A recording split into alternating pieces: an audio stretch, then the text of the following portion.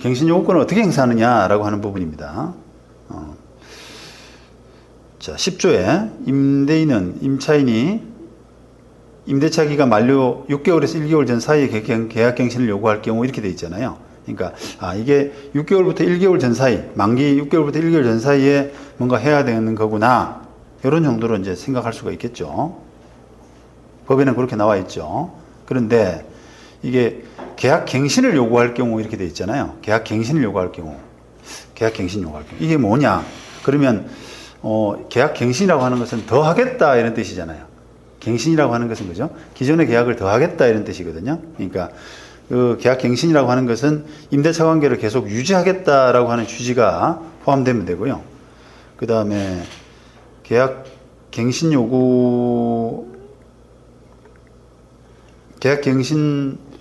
하는 사유를 밝힐 필요도 없습니다. 내가 왜 계약 갱신을 요구해야 되느냐?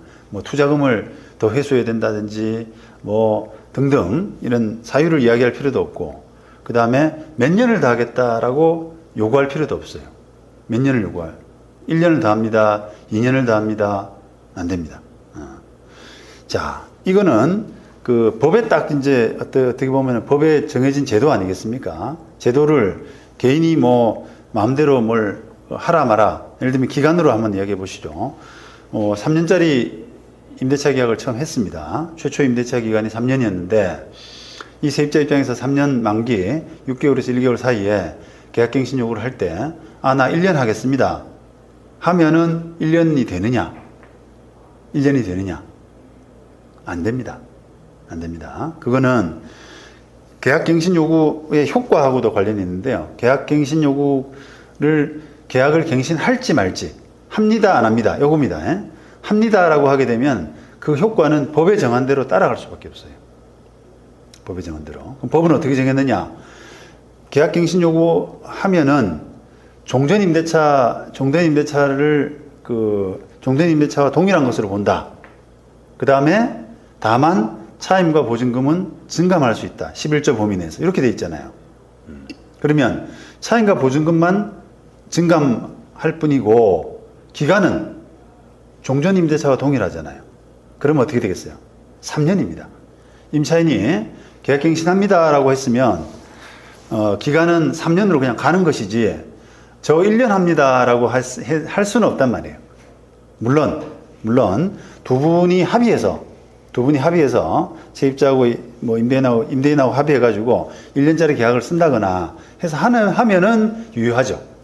그러면 이제 3년 했다가 1년짜리 계약을 썼단 말이죠. 합의해서.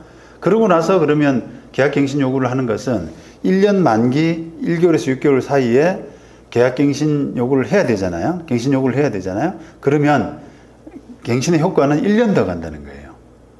종전임대차하고 동일해지거든요. 그런 부분을 여러분들이 조금 정확하게 알 필요가 있습니다. 정확하게. 왜냐하면 이게 이제 갱신 요구는 딱 기간이 정해져 있습니다. 이 기간을 놓치면 안 돼요. 언제? 만기 6개월에서 1개월 사이. 만기 전 7개월에 했다. 안 됩니다. 만기 보름 전에 했다. 역시 안 돼요. 계약갱신 요구로서의 법적 의미가 없습니다. 그렇기 때문에 이거는 딱 계약 기간을 지켜서 해야 되는 거라 내가 계약 만기가 지금 언젠가라고 하는 부분이 상당히 중요하거든요. 중요합니다. 3년짜리를 했다가 합의하에서 1년을 하면은 1년이 되는 거잖아요. 그러면 그 1년에 1년 만기 6개월에서 1개월 사이. 그 다음에 3년 했다가 묵시적으로 뭐 연장됐다라고 하면은 또 그 효과가 있을 거 아니겠습니까? 그 만기에 뭐 또 6개월에서 1개월 사이. 그렇게 이제 우리가 고려를 해야 되기 때문에 상당히 이 부분은 조금 정확하게 해야 됩니다. 계약갱신 요구권 잘못하게 되면 계약은 그냥 끝나버리죠. 끝나버립니다. 자,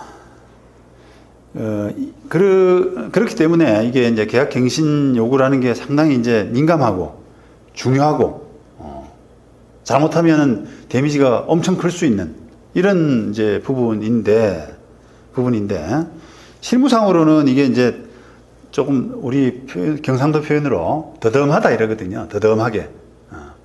조금 이렇게 어리버리하게, 똘똘하지 못하게, 이렇게 이제, 행사되고 있어요, 임차인이. 이게 이제 왜냐하면은 계약갱신 요구를 못했다라고 하더라도 그냥 임대인 연락이 없으면 슬 이렇게 눈치를 보다가 묵시적 갱신되는 경우가 있잖아요. 그죠? 그래서 그런 묵시적 갱신 부분 때문에 이게 뭐 굳이 내가 갱신 요구를 안 하더라도 기간은 그냥 연장되더라. 이런 생각만 막연하게 지금 하기 때문에 그거를 정확하게 못하는 경향이 있습니다. 못하는. 근데 이게 묵시적 갱신되면은 지금 법률 관계가 어떻게 보면 굉장히 조금 이렇게 불분명해지고 법률 관계가 불분명해지고 명시적으로 이제 내가 3년짜리 계약을 하고 갱신 요구합니다. 갱신 요구권 행사하면 딱 3년이 가서 명확해지는 반면에 만약에 3년짜리 계약 만기 무렵에 갱신 요구가 안 되고 묵시적 갱신이 된다라고 하면은 이게 계약 관계가 되게 불분명해질 수가 있거든요. 그건 한번 보십시다. 자, 예를 들어서 우리가 묵시적 갱신을 이제 하는 부분이 임차인에게는 어쨌든 불리하다라고 하는 그 이야기를 지금 드리고 있는데요. 자, 예를 들어서 한번 보시죠. 이게 아까 제가 말씀드린 것처럼 지금 10년 갱신 요구 기간이잖아요. 그래서 임대인이 이 10년 갱신 요구를 받아들이는 어떤 태도, 그런 입장이 굉장히 불만이 많습니다. 불만이.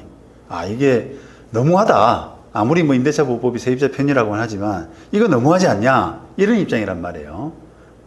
그러면 이제 임대인 입장에서는 이제 법 때문에 한번 세입자 잘못 들이면은 10년 동안 내가 소가리를 해야 된다. 강산이 변한다는 10년 동안에 세입자가 못 내보내고 소가리를 해야 된다. 이런 이제 생각을 하잖아요. 그러다 보니까 이제 임대인도 옛날 같지가 않은 거예요. 옛날 같지가. 세입자도 말도 안 들었습니다, 잘. 옛날에는 계약기간 2년, 3년 마치고 나서 건물주 눈치만 살살 봤었어요. 이게 연장을 해줄라나, 또 연장하면서도 얼마나 올릴라나, 요런 이제 눈치를 볼 수밖에 없는 입장이었는데, 요즘은 비교적 당당합니다. 딱 때 되면 계약갱신 요구하고, 이런 세입자들이 있단 말이죠. 그리고 올려달라고 그래도, 이 법에 정해져 있는데, 난 마음대로 그렇게 못 올려준다. 이렇게 당당하게 목소리 내는 사람들이 많단 말입니다.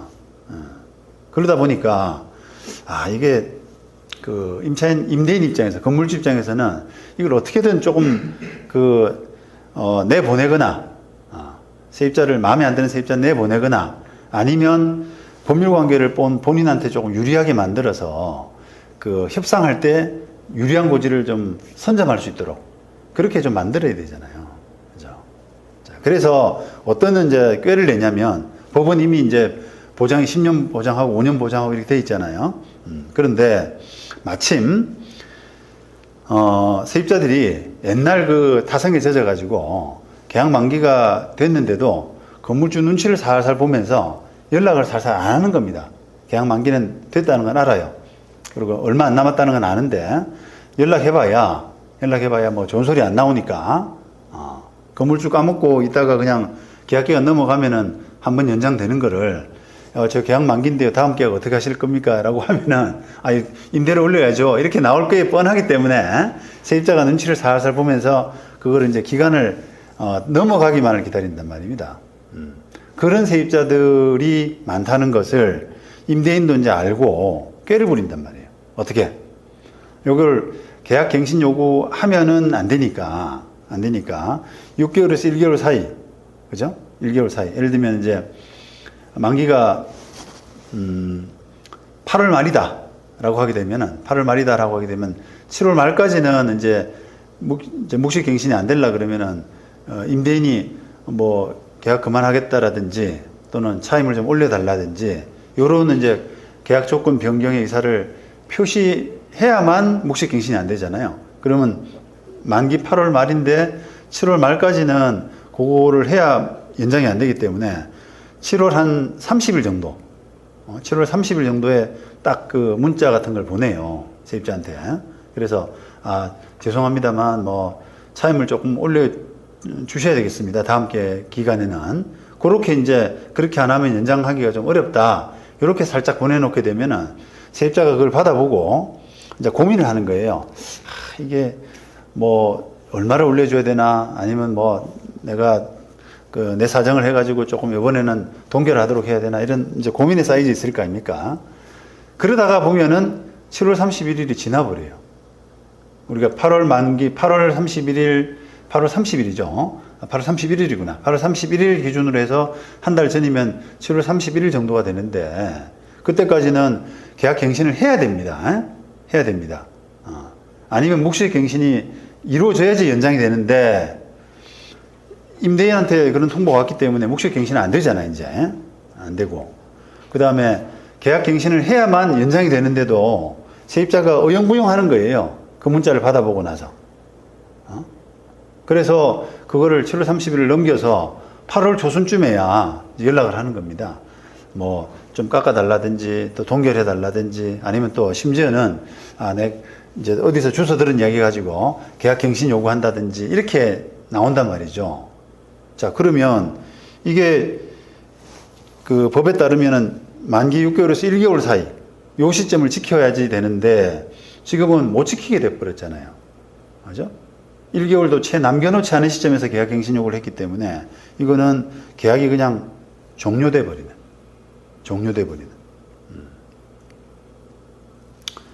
그래서 이런 것들이 어떻게 보면은 임차인이 계약갱신 요구권이라고 하는 어떤 법의 제도 이런 부분이 굉장히 어떻게 보면 세입자를 위해서 잘 만들어져 있는 상가임차인을 위해서 잘 만들어져 있음에도 불구하고 법에 대해서 오해한다거나 예를 들면 이제 어떤 사람들은 10년 갱신 요구권은 그냥 내한테 보장된 거다. 내가 아무 그걸 안 해도 내가 아무 조치를 안 해도 갱신 요구를 행사하지 않더라도 그냥 보장된 거다. 이렇게 생각하는 분도 있어요.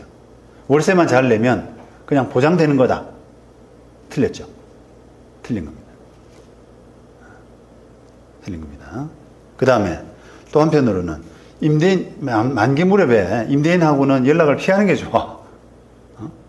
임대인한테 연락해봐야 좋은 소리가 안 나온다. 내한테 불리하다.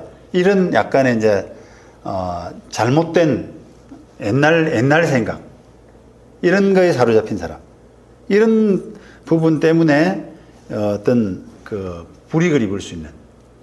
왜냐하면 지금 임대인은 10년 갱신 요건을 굉장히 어떻게 보면 불합리하고 임차인의 편파적인 그런 제도로 생각을 하거든요. 그래서 이걸 어떻게든 피해 나가기 위해서 노력을 합니다.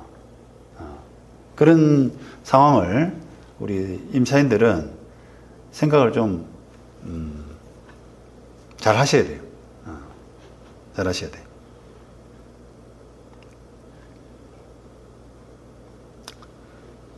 그래서 이제는 어떻게 보면 세월이 바뀌었다, 시대가 바뀌었다 이렇게 보시고 이제 피해 다닐 필요도 없고요. 피해 다닐 필요도 없고 정당하게 법에 정해진 대로 맞춰서 행사를 하셔야 됩니다. 행사하면은 임대인은 법에 따라서 이제 종전 임대차하고 동일하게 가지만 보증금과 차임은 11조 범위 내에서 하고 또 환산보증금이 높은 경우에는 시세에 따라서 또 할 수 있고 하는 그런 그 이제 룰대로 이제 가야 되는 것이지 그거를 이렇게 피하는 방식으로 소극적으로 해서는 결과적으로는 그 세입자한테 임차인한테 손해가 되는 것이 아닌가. 이게 한번 생각해 보세요. 이게 그 아까 말씀드린 그런 소극적인 자세로 임해가지고 계약이 뭐 단기간에 끝난다라고 생각하면은 얼마나 그게 좀 한심한 부분이겠어요. 맞죠? 이게 뭐 돈으로 치면은 수억이 걸린 경우가 많을 텐데 그거를 그런 본인의 안이한 생각으로 날려버린다.